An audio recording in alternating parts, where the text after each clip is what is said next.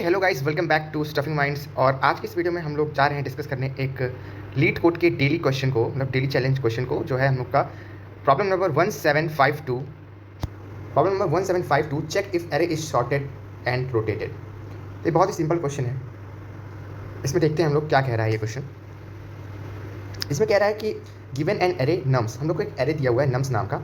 Return true if the array was originally sorted in non decreasing order. Non decreasing order का मतलब है increasing order में है, मतलब इंक्रीजिंग ऑर्डर में शॉर्टेड है, पहले छोटे नंबर से आएंगे फिर बड़े नंबर से आएंगे। Then rotated some number of positions including zero, otherwise return false.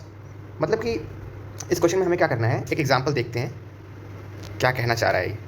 इसमें ये कह रहा है कि एक हमारे पास एरे दिया है नम्स नाम का, हमें ट्रू रिटर्न करना है। एक हमारे पास एरे दिया है नम्स नाम का, हमें ट्रू रिटर्न करना है। कब ट्रू रिटर्न करना है?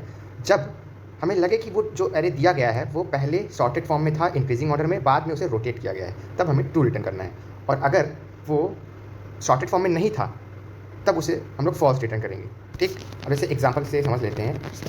जैसे इसमें क्या है कि सपोज ये हमारा ओरिजिनल एरे दिया था, ठीक है, ये हमारा नम्स ये है, इसके बेसिस पे हम लोग को ट्रू या फॉल्स रिटर्न करना है। बट हम लोग को चेक करना है कि क्या ये पहले सॉर्टेड था फिर उसके बाद रोटेट किया गया है कि नहीं।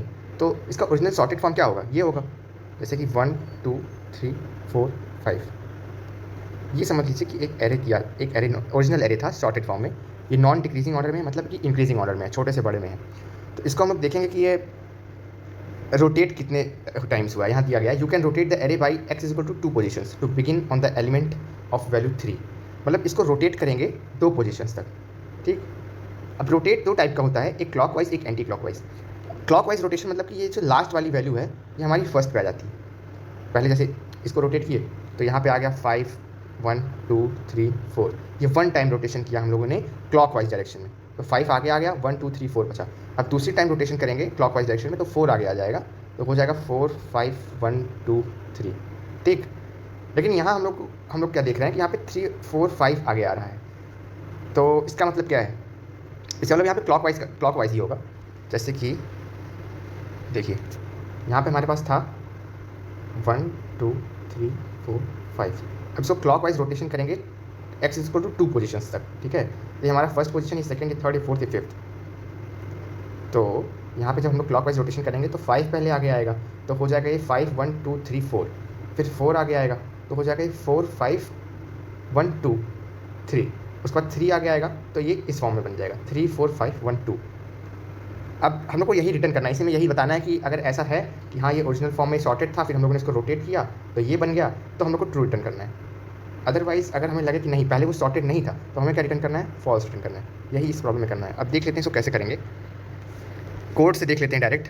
ये एक और एग्जाम्पल इसको भी देख लेते हैं। इसमें फॉल्स रिटर्न हुआ है, इसमें यहाँ पे आप देख सकते हैं फॉल्स रिटर्न हुआ है। क्यों फॉल्स रिटर्न हुआ है?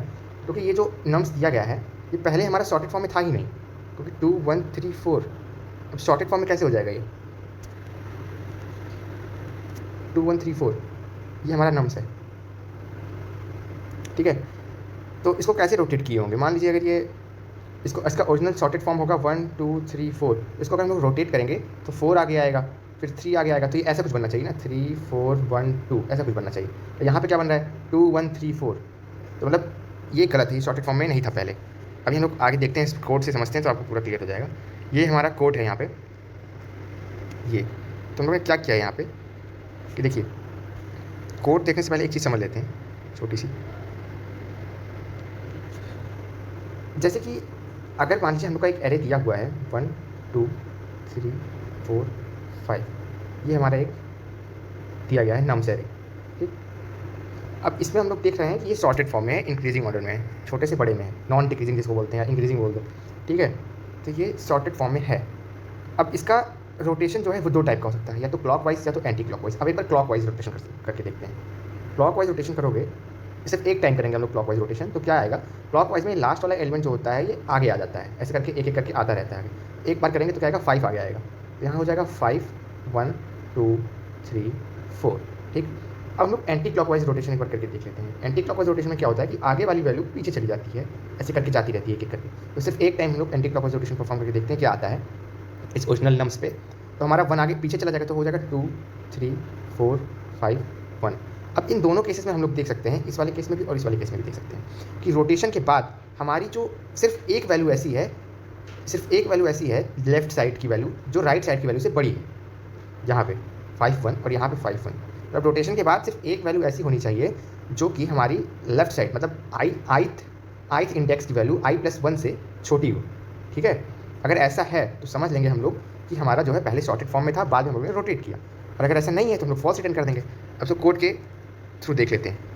हमारे पास ये कोड है। इससे पहले हम लोगों ने क्या किया, सिंपल सा कोड है। पहले हम लोगों ने इंट n=nums.length लिया, लेंथ पता करने के लिए, और उसको n में स्टोर करा दिया। उसके बाद इंट count=0 लिया, काउंट करने के लिए कितनी बार हमारा जो है वो वैल्यू छोटी आ रही है, ठीक है। i+1 वाली वैल्यू छोटी आ रही है कितनी बार, nums i वाले इंडेक्स से। उसके बाद हम लोगों ने एक लूप लगाया i=0 से i=n तक, लेंथ तक पूरे एरे के, और i++। अब इसमें ये वाली कंडीशन जो है यही हमको देखना है क्या कह रहा है ये। इसमें हम लोग वही बात जो मैं आपको पहले बता चुका हूँ कि nums i+1 को चेक करें कि nums i से छोटा है कि नहीं। अगर ये एक बार हुआ तो उसका कह देंगे ट्रू। ट्रू क्यों कहेंगे, क्योंकि हम लोग का जो वो है रोटेटेड फॉर्म है उसमें सिर्फ एक जगह ऐसी है जहाँ पे i+1 वाली वैल्यू ith वैल्यू से छोटी है, ठीक है। तो अगर i+1 is less than nums of i है तो काउंट प्लस कर देंगे। तो अगर काउंट की वैल्यू 1 आई, अगर काउंट की वैल्यू 1 है या फिर 0 है तो हम लोग क्या करेंगे, यहाँ पे रिटर्न ट्रू करेंगे। अगर काउंट की वैल्यू मोर देन 1 है, ग्रेटर देन 1 है तो फॉल्स रिटर्न करेंगे, ठीक। अब यहाँ पे आप लोग एक चीज़ कंफ्यूज हो रहे हो कि यहाँ पे हम लोगों ने i+1 के बाद मॉडुलस n क्यों लिखा है। तो ये बात आपको क्वेश्चन में दिया हुआ है, हिंट। क्वेश्चन में क्या दिया हुआ है कि an array A rotated by x positions results in an array B of the same length such that bi is equal to a I plus x modulus a dot length। इसका मतलब है कि जो हमारा मान लीजिए हम लोग रोटेट करा रहे हैं, जैसे 1 2 3 4 5 है और 5 को यहाँ रोटेट कराए, तो जो ये रोटेशन होता है, जो ये